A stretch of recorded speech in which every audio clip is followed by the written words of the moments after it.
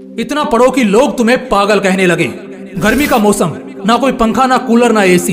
पिछड़ा हुआ गांव जिसे शहर में 4 लोग भी नहीं जानते। सड़क इतनी कच्ची कि 4 कदम चलना भी मुश्किल हो। परिवार की हालत कुछ ऐसी कि साला खुदकुशी करने का मन करे। कमाने वाला एक पिता और उस छोटी सी कमाई पर पलने वाली 3 औलादें और माँ।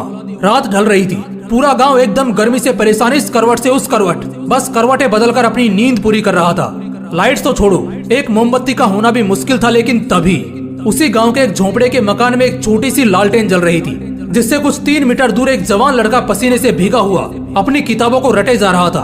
वो पसीने से पूरा भीग चुका था। ऐसा लग रहा था उसने पसीने से नहा लिया हो। लेकिन फिर भी उसको देखकर जरा सा भी ऐसा नहीं लग रहा था कि उसको गर्मी लग रही है या अंधेरा और पसीना उसे परेशान कर रहा है। वो बस पढ़ते जा रहा था। वो किताबों में कुछ इस कदर खोया था कि उसे बस पढ़ना ही समझ आ रहा था। उसे आग के गोले जैसी गर्मी और पसीने से कोई फर्क नहीं पड़ रहा था। रात के 12 बजे, फिर 1, फिर 2 और अब 3 बज चुके थे। ना जाने वो लड़का कब से पढ़ने बैठा था, लेकिन अब तक पढ़ रहा था। तभी अचानक पूरे कमरे में अंधेरा छा जाता है।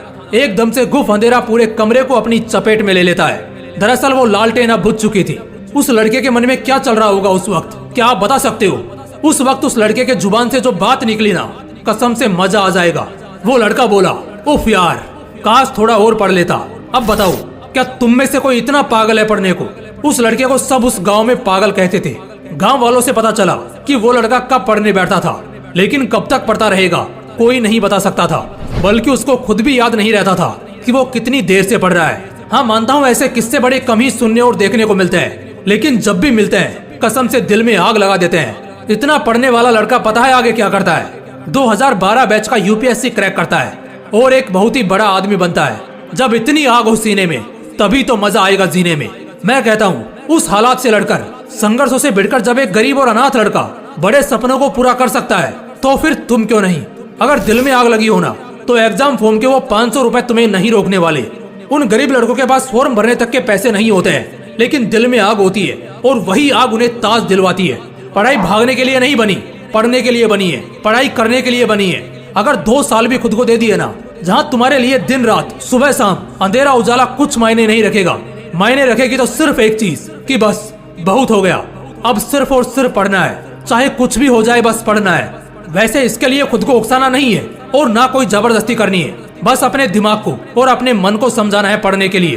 पढ़ना है तो सिर्फ इसलिए क्योंकि ये मेरा हक है, मेरा गर्व है। कल मेरा हथियार बनेगा और इसी से मेरा कल चमकेगा। अगर दिमाग में 4 पैसे का ज्ञान नहीं होगा ना, तो अपने खुद के बच्चे भी इज्जत नहीं करेंगे। अगर आज पढ़ा नहीं तो कल खेत खलियान सब बिक जाएंगे और भूखे पेट जिंदगी काटना बहुत मुश्किल है। बार बार कह रहा हूँ, सब छोड़ दो, सब बातों को भुला दो। दिलो दिमाग में बस एक बात साफ रखो, अब मजा करना है पढ़ते वक्त। इतना पढ़ना है कि साला लोगों को लगने लगे कि कहीं पागल तो नहीं हो गया ये। तुम्हें ये तो मालूम ही है कि यही पागलपन वाली मेहनत ने लाखों घर बसाए हैं, लाखों जिंदगियां बनाई हैं, लाखों लोगों की किस्मत चमकाई है। अगर उस बुलंदी पर पहुंचना ही सिर्फ एकमात्र मकसद होगा ना, तो कसम से वो तुम्हें झक मार कर मिलेगा। लेकिन उन सबसे पहले, उस उजाले के कल से पहले आज तुम्हें पढ़ना होगा। इतना पढ़ना होगा, इतना पढ़ना होगा कि किताबें तुमसे थक जाएं, लेकिन तुम्हारा हौसला ना थके। मजा आने लगेगा यार। बस 2 से 5 दिन भी दिमाग लगाकर कुछ पढ़ लिया ना, तो फिर दुखी आत्मा या भटकती आत्मा नहीं रहोगे, बल्कि बवाल आदमी बनकर निकलोगे। अगर दिल में आग लगी हो तो वीडियो को लाइक और शेयर करना, और अगर चैनल को अभी तक सब्सक्राइब नहीं किया है तो सब्सक्राइब करके बेल आइकन भी जरूर प्रेस कर लेना। मिलते हैं इसी तरह की एक और बवाल वीडियो में। तब तक मस्त रहो और आग लगाते रहो। जय हिंद, जय श्री कृष्णा।